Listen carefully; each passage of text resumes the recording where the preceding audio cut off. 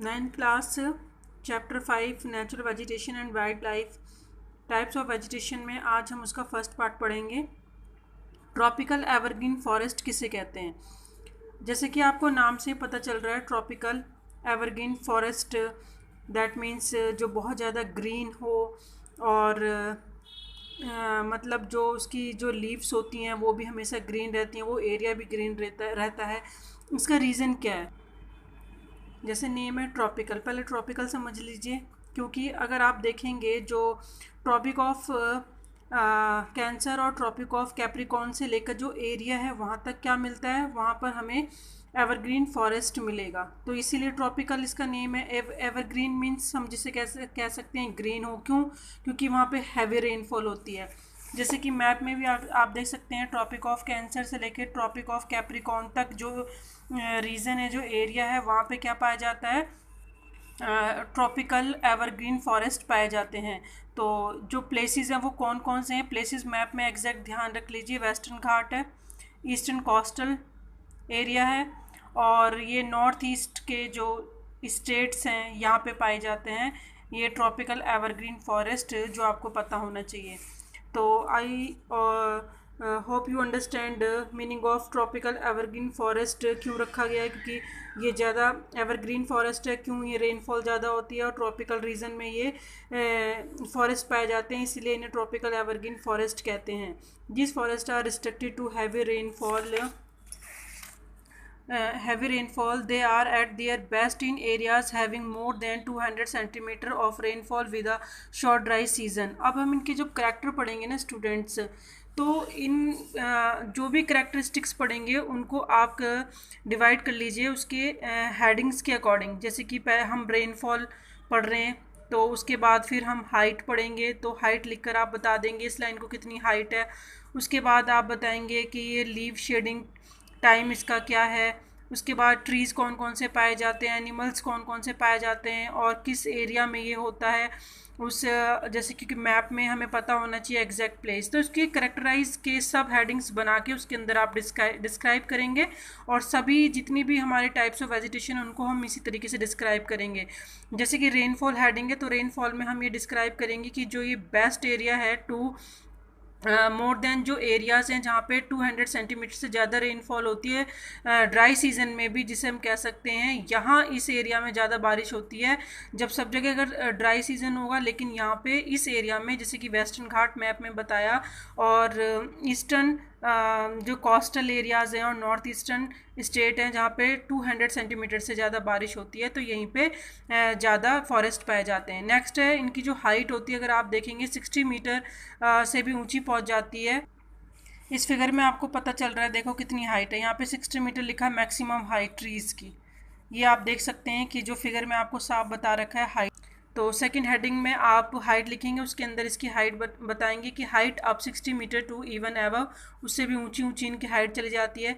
Since the region it warm and wet throughout the year, पूरे साल यहाँ पे जो ये रीजन है, जो एरिया है, वहाँ पे वार्म भी रहता है और वेट भी रहता है, दोनों तरीके का क्लाइमेट यहाँ पे पाया जाता है। And it is a luxuriant vegetation of all kinds, सभी तरीके की वेजिटेशन यहाँ पे पाई जाती है। ट्रीज़ भी हों, श्रब्स हों, क्रीपर्स हों, यानी जो हर तरीके की बेल्स होती हैं, प्लांट्स होते हैं, सब तरीके के पाए जाते हैं। And giving it a multi layer structure, और एक मल्टी लेयर स्ट्रक्चर होता है। वो क्या होता है मल्टी लेयर? आप यहाँ पे देख लीजिए फिगर में मल्टी लेयर स्ट्रक्चर में, दैट मीन्स यहाँ पे आपको कैसे दिखाई दे रहा है, बहुत ज़्यादा कंजेस्टेड घना घना दिखाई दे रहा है। तो यहाँ पे बिल्कुल छायादार ज़्यादा रहता है और बिल्कुल अंधेरा सा लगता है जैसे रात हो। यहाँ पे देख रहे हो थोड़ा सा, फिर यहाँ पे स्पेस दिखाई दे रहा है, तो यहाँ पे जो नीचे का है उसे मल्टी लेयर इसलिए कहा गया है क्योंकि यहाँ पे कंजेस्टेड है। फिर ओपन जाके थोड़ा ऊपर ऊपर जाते जाते जब हाइट बढ़ जाती है तो यहाँ पे स्पेस दिखाई देने लग जाता है, तो इसीलिए इसको मल्टी लेयर कहा गया है। आप ये क्रीपर्स भी देख सकते हैं किस तरीके से बेलें लटक रही हैं, ट्रीज़ हैं, यहाँ पे आप देख सकते हैं श्रब्स हैं, तो ऑल काइंड्स ऑफ वेजिटेशन यहाँ पे पाई जाती है। उसके बाद आप तीसरी में हेडिंग में लिखेंगे कि लीव शेडिंग टाइम। तो लीव शेडिंग के टाइम में लिखेंगे there is no definite time for trees and shed their leaves. ऐसा कोई टाइम नहीं है कि जो ये अपने पत्ते कब गिराएंगे, और ये एक नेचुरल है, मतलब प्रकृति का एक नियम होता है कि जब एक पत्ते गिर जाते पुराने हो जाते हैं तो वहाँ पे नए पत्ते आते ही आते हैं। तो जब वो स्टोमेटा से इवापोरेट होता है वहाँ से, तो जब वो पत्ते झड़ जाते हैं और नए पत्ते आते हैं, तो ये एक बोल सकते हैं कि कोई टाइम नहीं है। एवरग्रीन फॉरेस्ट में कभी भी पत्ते जब पुराने हो जाते हैं तो गिर जाते हैं और नए पत्ते आने शुरू हो जाते हैं, तो पूरे साल उनका यही प्लांट्स के साथ रहता है। एज उसके बाद आप इसमें देख सकते हैं फॉरेस्ट टाइप पे green all the year round, और पूरे साल ग्रीन रहता है जो फॉरेस्ट होता है। क्यों? क्योंकि पुराने पत्ते गिर जाते हैं, नए पत्ते आ जाते हैं। सम ऑफ कमर्शियल्स, ये आपने साइंस में भी पढ़ा होगा कि किस तरीके से पत्ते गिरते हैं और क्या रीज़न होता है। क्योंकि जो ट्रांसपिरेशन का जो सिस्टम होता है प्लांट्स का स्टोमेटा से जो इवापोरेट होता है, उसकी वजह से जो रीज़न होता है, साइंस में आपने पढ़ा है कि लीव्स शेड कैसे होते हैं, तो वो उसके अकॉर्डिंग है। Some of commercials important trees of the forest. अब ये इसमें नेक्स्ट हेडिंग में डालोगे ट्रीज़ नेम, जैसे कि इबोनी है, महागैनी, रोजवुड, रबड़ और सिंचोना। तो ये आप नेम याद करेंगे। और फिर एनिमल्स के नेम याद कर सकते हैं। एलिफेंट्स है, मंकी है, lemur, deer and horn rhinoceros are found in the jungle of Assam and west Bengal में ये एनिमल्स पाए जाते हैं। और these animals variety of birds हैं, बैट, स्लॉथ, स्कॉर्पियंस, स्नेल्स, ये सभी हैं जो जंगल में सभी तरीके के एनिमल्स पाए जाते हैं। तो स्लॉथ एक पंजे वाला एनिमल्स होता है जो प्लांट जैसा ही दिखाई देता है, लेकिन वो एक पंजे वाला एनिमल होता है। स्कॉर्पियन जो है और जो स्नेल्स है, ये सारे कहाँ पाए जाते हैं? असम और वेस्ट बंगाल के जंगल में ज़्यादा पाए जाते हैं।